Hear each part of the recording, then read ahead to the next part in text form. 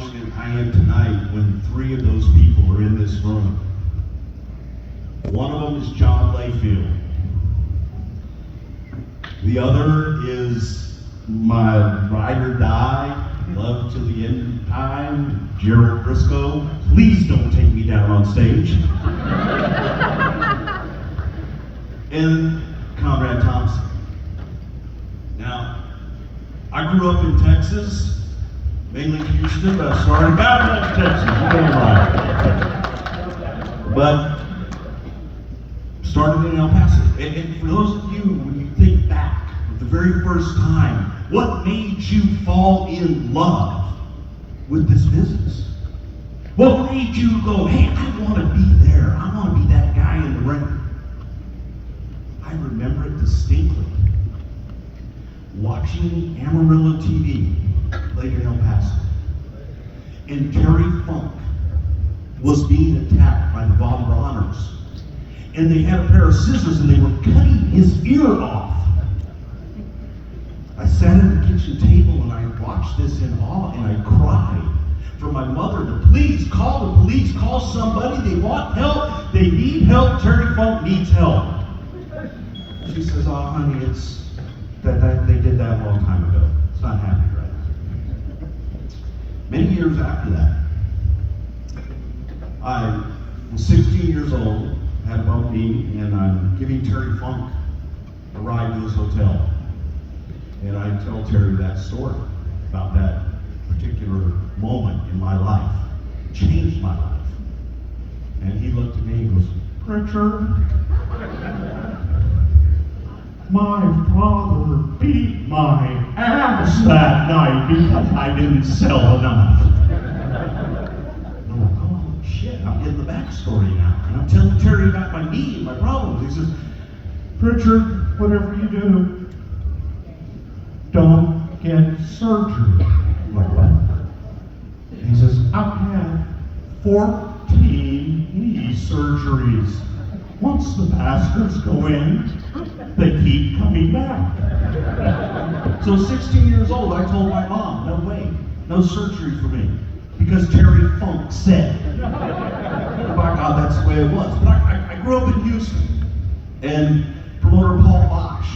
And I remember early on, the Johnny Valentine, Wahoo McDaniel, Thunderbolt Patterson, you had no idea how much you affected me when you turned heel and you teamed with Toro Tanaka. And I cried, but at the same time, you told the story why. And that's what we do. And I will never, ever forget Thunderbolt Patterson turning heel and becoming King T-Bolt. And I stole so much from you throughout my career as brother love. You will never know. But I was just, a kid. I wanted to be a wrestler. That's all I wanted to do, ever in my life. That was my dream. And by God, I was going to do it. I had the fortunate experience to pretty much do it all in business. From promoting, writing, wrestling, just everything under the sun. Very fortunate to still be involved in the business and to have an active hand. So I've actually lived my dream. But there was a time, I've also had my dream ended. Been fired twice by the WWE.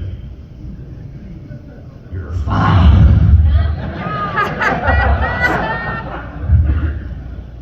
I'm sorry, first time I got fired, I told Vince the story. We were booking with Ernie Ladd and Bill Watts in Oklahoma, and Ernie Ladd was telling Bill about Vince and the Iron Sheik and Nikolai Volkov, and Ernie was like, Bill, you gotta listen to him. Vince McMahon is a genius. He's got Nikolai, he's got the Iron Sheik. They're real. Vince McMahon is a genius. He fired my ass. He's a genius. First time I got fired, Vince says to me, Bruce, in the moral words of Ernie Ladd, I fired myself. I said, your ass is fired. Came back, got fired again. Dabbled here and there, did things, but I left the business last time. I thought I was done. 2008, thought I was done. Dabbled here and there. But by the time 2015 came around, the business didn't want me, and I didn't want the business. I was done. Nobody wanted to touch me with a 10-foot pole. And I get a call. Ric Flair says, hey man, this guy, you should meet, you should talk to. His name's Conrad Thompson. I meet Conrad, spend some time with him.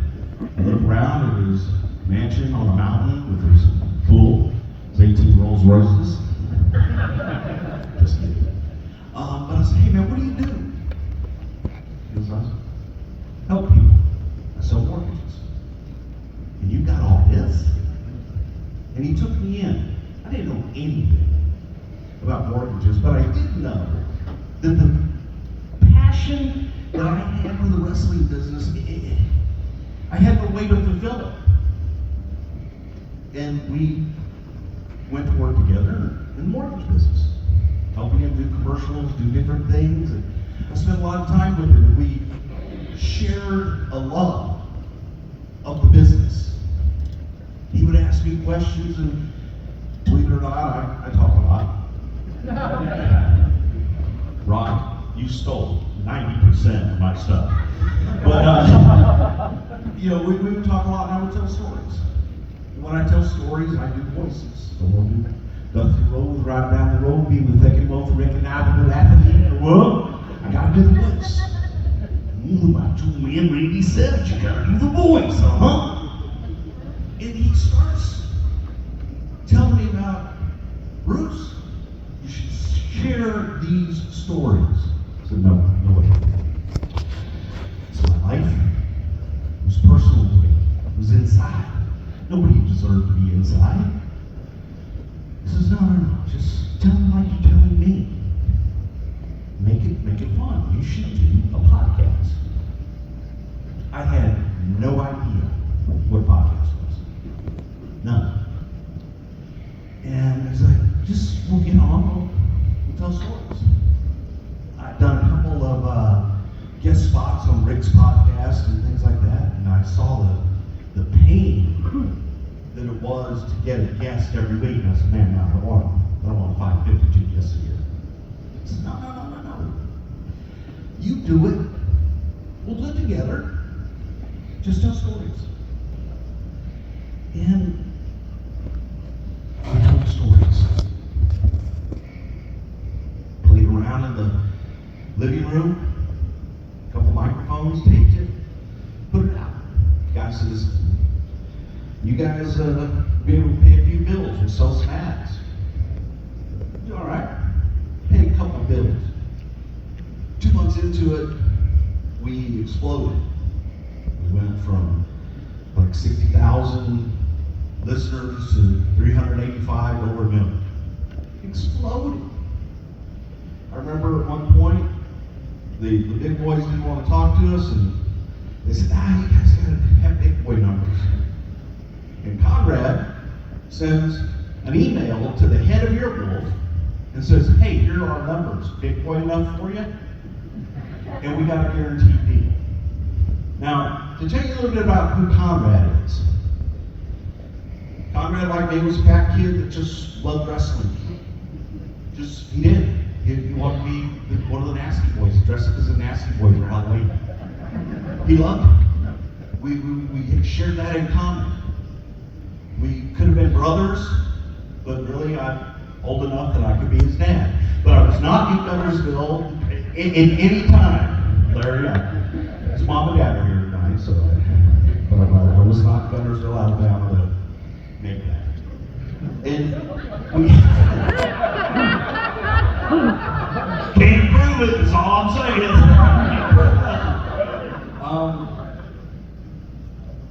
But my relationship, other than doing a podcast, was I lost confidence in myself. Didn't know who the hell I was. And he believed in me. And more importantly, he made me believe in me. And took us to a place, made me do things things that I didn't want to do.